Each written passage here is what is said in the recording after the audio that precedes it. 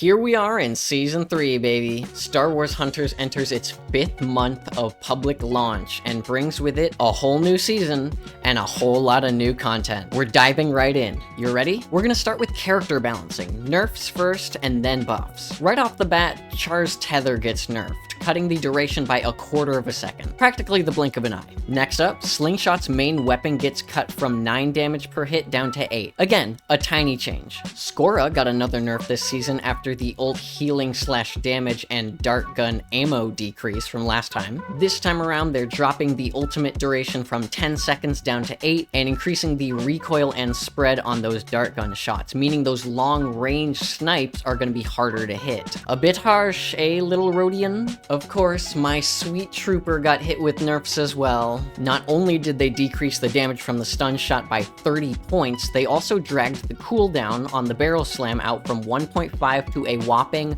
4 seconds. Gone are the days of the Empire, huh? Zynga looked at Sentinel and said, "It's nerf or nothing." To start out the buffs, Aron's flamethrower got a little bit hotter, doing 5 damage more now. Diago and Imara, meanwhile, were both given ammo upgrades. Diago can now fire 9 shots instead of 8, capping his maximum damage per clip at nearly 1,000. As long as you can hit all headshots. Imara's boost is less noticeable because it's heat related, but it looks like she can fire an extra shot or 2 now before needing to reload. J-3DI was given a wonderful and well-deserved boost, finally moving the whirlwind damage up to 45 per hit, just like his base lightsaber. Not only that, but the faux pull is now better at locking on and moves 10% faster. Does this affect the J-3DI video I put out literally yesterday? Yeah.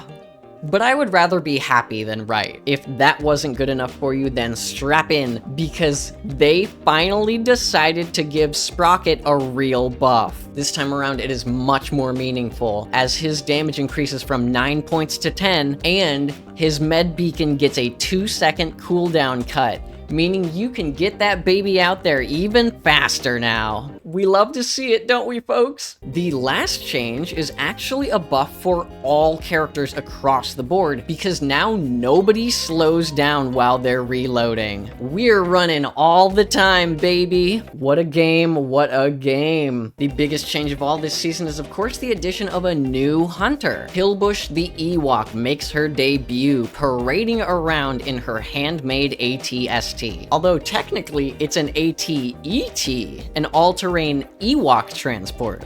Thanks, Steven Spielberg. Pilbush is the game's 15th character and 7th attack hunter. Her main weapon is a grenade launcher, which fires these little bombs that bounce around. They will explode on contact with an enemy or after one bounce across a wall or the ground. Interestingly, since this is an explosion, Pilbush can't actually deal critical damage, but she can hit multiple enemies at once. Her abilities include a jump move, which doesn't do damage, but will knock back enemies in the vicinity where she lands. She also has an ability that chucks a bucket of Whisties, which latch onto enemies and then slow them while dealing damage over time. Her last move is a boost, which gives her an upgraded reload, attack, and move speed, and grants her 100 extra temp HP for the duration of the boost. Her ultimate is a series of bombs that explode into more bombs. She has 225 HP and is the first character to sit in that space between 200 and 250. Our Ewok girl is available now to anybody who buys the Season 3 Arena Pass, but if you'd rather try her out in advance, you can always give her a test run in the training mode, or really,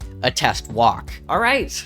Moving on, there are a lot of other changes that come in with this season. First up is Ranked, which includes a gold set of cosmetics for Slingshot, which are actually available pretty early on. After that, there is a truly sick-looking legendary skin for Sentinel once you hit the top rank. The icons this season feature Pilbush's silhouette. By the way, this season is only 6 weeks long, as opposed to the 8 weeks from the first 2 seasons. You want to hit arena level 83 and get to Kyber 1? You better start grinding. And speaking of ranked, Trophy Chase returns. You can no longer enter the spawn area with the trophy, as doing so will cause it to drop off of your body and onto the ground. Next, we are looking at a huge slew of events, one of which is called Shadow Night Festival, which I think is just Space Halloween. Don't forget that a new map has been added too. Welcome to Hoth Frontline, an absolute maze of ice, rocks, and underground caverns. My opinion,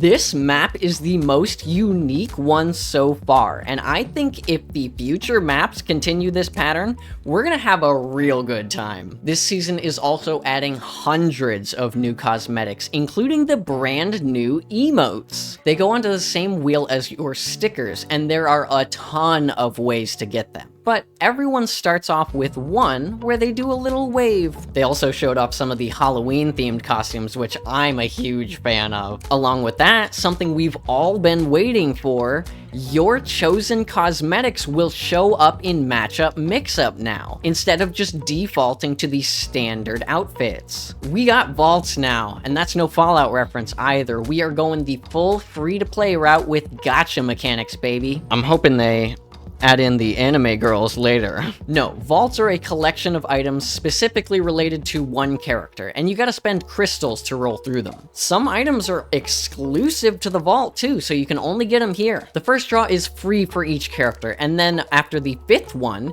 you will get a handful of crystals for free as a reward. According to a Reddit post I saw, it takes about 7,000 crystals to max out any one vault. And since this is legally gambling, you are allowed to see the probabilities of each item before entering the roll. Next, those of us who eat, sleep, and breathe this game will be happy about the addition of mastery levels. Gone are the days of the 25 level cap. Now it goes rocketing into the stratosphere. Once you hit level 26 with a character, you'll be rewarded with an alternate pose and a purple frame for that character. Every time you level up from then on, you will get to open a chest, which contains some random rewards.